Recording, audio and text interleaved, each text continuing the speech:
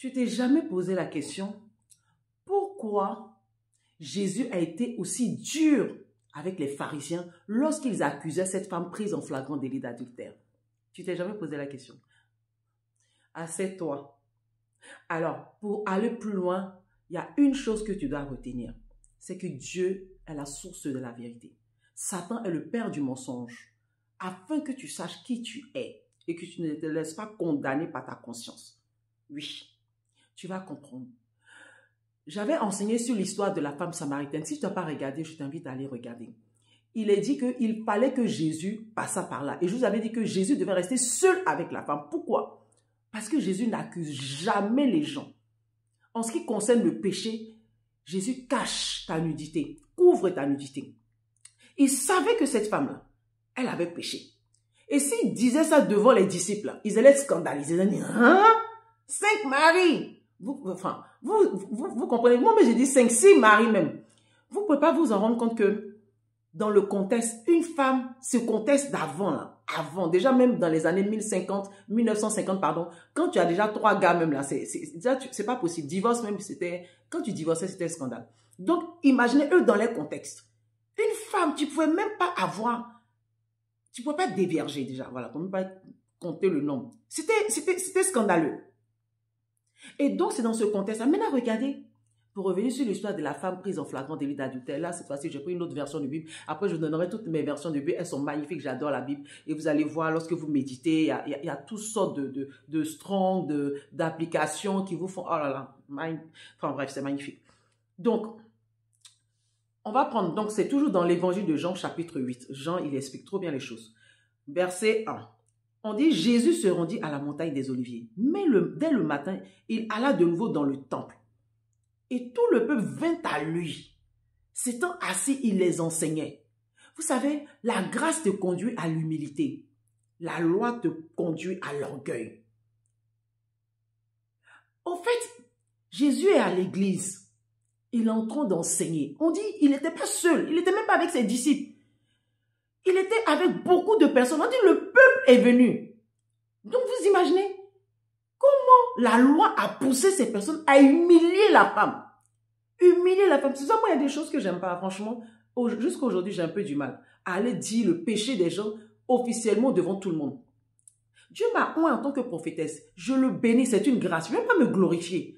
Parce que moi-même, ce que j'entends sur la vie des gens, et quand je leur dis, je sais que je ne les connais pas. Donc, je ne peux même pas me glorifier pour dire ça vient de moi. Quelqu'un que tu ne connais pas, tu le vois et tu vois sa vie. Tu vois toutes les informations, tu les lis comme ça. Mais ça ne vient pas de moi. Donc, pourquoi est-ce que moi, je vais me la raconter? Tu vois, genre, moi, je suis prophétesse, vous êtes des pécheurs comme ça, je vois le péché, là, regarde toi, là, tu es parti. Non. Donc, Jésus, en tant que prophète, puisqu'à cette période, on le voyait en tant que prophète, il n'y a que quelques personnes qui le reconnaissaient en tant que Messie. Même un moment, il a demandé à ses disciples, qu'est-ce que les gens disent de moi? Et toi-même, là, vous-même, là, vous dites quoi de moi? Donc, on reste dans le contexte du fait que Jésus était prophète. Donc, un prophète, il voit tout, il sait tout, il connaît tout. Mais regardez le genre de prophète que Jésus était, contrairement aux prophètes de l'Ancienne Alliance, les prophètes de Moïse. On a vu avec Élie. C'est pour ça qu'il a fui après devant Jézabel. Ils étaient durs. Il a invoqué le feu, Élie. Jésus a dit, hey, moi, je ne suis pas venu pour invoquer le feu, je suis venu pour sauver. Si Élie a fait ça là, en tout cas, ça c'est lui, hein. Mais moi, je suis venu pour sauver. Donc, c'est pareil. Donc, l'humilité, l'amour, va faire que Jésus va couvrir la femme. Il va donner 2 leçons là. Il n'était pas en train de faire la promotion du péché. Parce que regardez la deuxième leçon. La première leçon, c'est de dire que toi qui viens l'accuser, toi tu penses que tu es mieux que elle. Et la deuxième leçon, madame, je te libère, mais va et ne pêche plus. Donc pour vous montrer que si quand elle a libéré la femme, c'est pas pour dire que ah, le péché c'est trop bien, genre moi je vais partir faire ça. Non. Mais je ne suis pas venu pour te juger. Je suis venu pour te montrer la voie. Parce que c'est lui le chemin. On va aller dans les tests. Et ce qu'ils ont dit est vrai. Hein? Parce qu'ils ont dit c'est écrit dans la Bible. Tu te bases sur ce écrit dans la Bible pour condamner l'autre. Tu ne veux pas te baser sur Jésus. Regarde à Jésus. Moi, avant, j'avais la bouche. Hein. C'est quand j'ai compris que, franchement, c'est pas la grâce. Tout est grâce. Je ne parlerai que de la grâce. Je fuis même la loi. Ne me cherchez pas au niveau de la loi. Moi, j'annonce la bonne nouvelle. C'est pour ça que j'aime bien les anglophones. Eux, ils disent good news. Nous, on dit évangile. Donc, ça ne veut rien dire pour nous. Alors qu'évangile veut simplement dire bonne nouvelle. Je ne peux que t'annoncer la bonne nouvelle. Jésus n'est pas celui qui va te condamner. Regardez, la loi de Moïse. Donc, Deutéronome 22, verset 22. Moi, ce que j'aime bien dans cette application, c'est que tu peux diviser la Bible et mettre plusieurs versions comme tu veux avec les mots grecs et tout ça. C'est magnifique. Alors, donc dans Deutéronome 22, verset 22, il est dit, c'est Moïse qui a écrit, « Si l'on trouve un homme couche avec une femme mariée, ils mourront tous deux, l'homme qui a couché avec la femme et la femme aussi. Tu ôteras ainsi le mal du milieu d'Israël. » J'ai pris la version Louis II. C'est écrit. Donc, ne regarde pas la Bible te justifiant pour dire, c'est écrit. Les ennemis, là, on va les tuer. David a dit, je vais envoyer le feu. Tu n'avances pas. Tu te fais toi-même du tort. Parce que tu ne peux pas dire que tu es avec Jésus. Tu ne peux pas dire tu es la lumière. Tu ne peux pas dire que tu es le sel. Et puis il y a une telle haine dans ton cœur. Pour pouvoir aller tuer quelqu'un, tu as la même haine que celui qui veut te tuer. Parce que le meurtre est motivé par la haine, par la colère. C'est pourquoi Jésus parle de l'amour. Il avait toutes les raisons de tuer les gens. Mais à la croix, Jésus n'a pas dit pardonne-leur avant la croix. Il n'a pas dit pardonne-leur lorsqu'ils sont venus l'attraper. Il a dit pardonne-leur lorsqu'il a connu toutes sortes de mépris, d'humiliation. Ils ont craché sur lui, l'agonie, l'ont méprisé, inconsidéré. Il regardait toutes les personnes à qui il avait donné à manger. Il avait fait des miracles. Ils sont venus, l'ont suivi pour 5000. Ils ont mangé du pain. Tout ça, les miracles, les lépreux guéris, il les regardait comme ça. C'est-à-dire les ingrats, il les regarde, il les voit. La méchanceté, la cruauté, qu'est-ce qu'il n'a pas fait pour le fils de Jairus, la fille de Jairus, qu'est-ce qu'il n'a pas fait? Mais à la croix, il était seul, il a vu Jean, il a vu sa mère, et puis les quelques femmes, les maris de Magdala, toutes ces femmes-là même, c'était Marie, va lire dans l'évangile. Il était là, il les a regardées comme ça, avec toute la souffrance, et il a dit, Père, pardonne-leur, car ils ne savent pas ce qu'ils font. Pardonne-leur. Toi, tu peux pardonner à quelqu'un qui te fait du mal. Tu peux pardonner à quelqu'un qui te fait du mal. Tu peux prier pour ton ennemi. Tu peux déclarer des bénédictions. Bénissez vos ennemis. Tu peux déclarer des bénédictions sur ton ennemi. Non, tu ne peux pas le faire. Aussi longtemps que tu n'arrives pas à le faire, c'est que tu n'as pas encore été assez rempli de l'amour de Christ. Parce que quoi? Parce que c'est lui qui agit au travers de nous. C'est pour ça qu'il le dit toujours dans le livre de Romains 5. Il dit l'esprit est rempli. L'esprit, l'amour a été déversé dans votre cœur. L'amour de Dieu a été déversé dans notre cœur. Quand Dieu nous demande de faire quelque chose, c'est parce qu'il a mis en nous la capacité.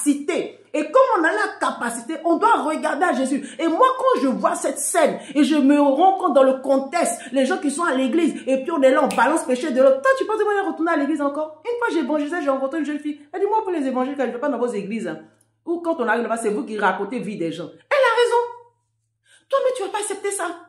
Tu fais pire. C'est-à-dire, quand Jésus les a regardés, non seulement ils ont été injustes parce qu'ils n'ont pas ramené l'homme.